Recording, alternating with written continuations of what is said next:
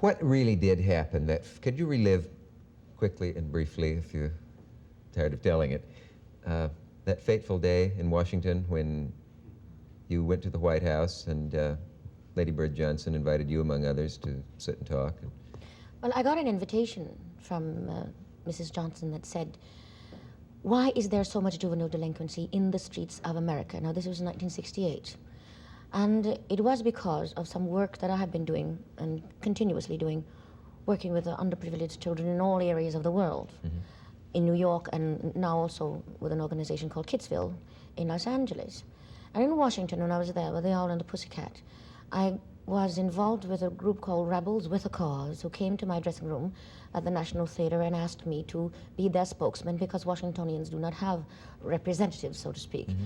And I went around Washington and I saw what they were showing me, the poverty-stricken areas that had been built in 1937 that hadn't even been paved, and people were living in very squalid conditions and not even hot water.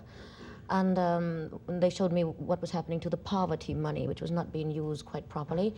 And we were responsible for getting something like 5 areas of Washington cleaned up within about 2 years' time. So when I got the invitation, it was because Hubert Humphrey had referred me to Mrs. Johnson because of the kind of work that I have been doing, and also the fact that in each country that I travel into, the boys who had been running away from America because they did not want to be involved in the Vietnamese War, because they feel that we should not have been involved in the Vietnamese War, would also come to my dressing room and tell me what their feelings were. And when I got the invitation, why there is so much juvenile delinquency in the streets of America, I raised my hand because all of the things that were being said to me were not very constructive. This is there in the White House now. Yes. They were saying things like, well, when I see a little boy about to throw a stone, we walk over to him and tap him on the shoulder and say, you mustn't do that. Or we feel that, these are what women were saying, that we should build bigger street lights so if we are going to be attacked that we can at least see who is attacking us. And we should put bigger flower pots on the windows of the ghettos of America. And it was absolutely nonsense to me. I said, I thought, when I raised my hand finally, Mrs. Johnson gave me the floor, and I asked her the question, don't you think we have missed out on something here this afternoon? I thought the question of the day was, why is there so much juvenile delinquency in the streets of America? Do you think it might not have something to do with our involvement in Vietnam? Because our boys feel that it does not pay to be good.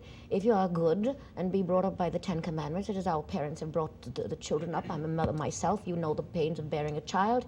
Even though we only have girls, we still bear the pain, and the pain is very rewarding. And then the children get to an age where they are about to go out on their wings and practice the 10 Commandments. Suddenly some foreign matter snatches them away from us and throws them off into a war that says, thou shalt kill, thou shalt steal, thou shalt do everything against the 10 Commandments. Don't you think it might have something to do with our involvement in Vietnam? Well, I don't know how long I talked, but suddenly the room became extremely quiet. No more mention of flower pots. No. But when I sat down, it was also terribly interesting to me because the lady who was sitting to my right put her hand on my thigh and whispered to me with her head down. And this is a free democratic country that we're living in, right? Yeah. We're not supposed to be living in fear of our government. But with her head down, she whispered to me, thank you, Eartha, for saying what you're saying. We would all like to say the same thing, but unfortunately, most of our husbands work for Mr. Johnson. So a lot of those women who were there were not outsiders. They were in with Mrs. Johnson. So it was all like a propaganda for Mr. and Mrs. Johnson. It does take a lot of nerve to do what you did, however, whether you planned it ahead of time or it was a spontaneous it was not feeling planned of the moment. beforehand. Clearly it You was the cannot latter. But within 2 hours after that luncheon, and it just took until 1975 for me to get this dossier, because I didn't even know it until 1975 that I was suddenly cut off from the American public. Yes, your career took a conspicuous nosedive at that point, and just to film, a dossier was gotten. I believe Seymour Hersh of the Times called you, did he? Yes, he did. Or was it the Jack Anderson column, or both, in which you realized the extent to which they had been snooping? Yes. And was it dated after the White House incident? The dossier says that 2 hours after the luncheon, President Johnson picked up the telephone and called across the nation networks and said, I do not want to see that woman on the air. Do you think that's true? It's what's on the dossier. Yeah. And this is CIA and FBI. Was he in the room to see this happened? He wasn't actually No, present, it was he? reported to him afterwards. He was not. He came in, which was also terribly funny to me too, because the ladies were sitting around, were looking at the tablecloths and looking under the plates to see if they were Limoges or Dresden or whatever. And they were very concerned as to whether President Johnson was going to come in and pass out autographs. So you can feel the consensus of the opinions of the people of that day. Yeah. And when this man walked in, Dick, he went over to the rostrum that was, for some reason or the other, sitting in the middle of the room that we were having lunch in, put his elbow on the rostrum and said, "I want you all to know how wonderful it is for the first family to invite the common people to have lunch with us."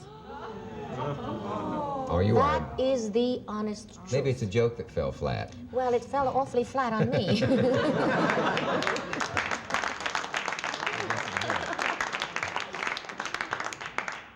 Well, I had a chance to see some of the material that was in your dossier, but I invited you here anyway, even though you are a sadistic nymphomaniac.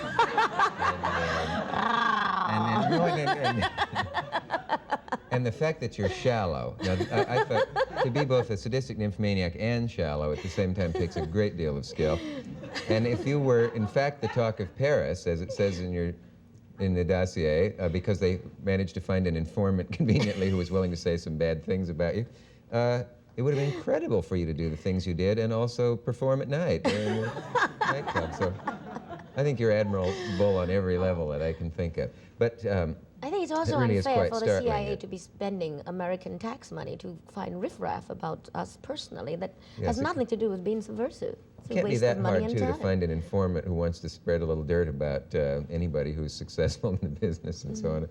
But sleazy it certainly is. Well, I'm glad that's over. I hope you're not... Are you bitter about that, ticked off, that experience, or just somewhere in between? I'm not ticked off and I'm not bitter. I'm disappointed, yes, that our government has fallen down the way they have and had promised the American people so much and have not come through. I'm still sitting here waiting for the 40 acres and a mule. Well, before they arrive, would you do something for us?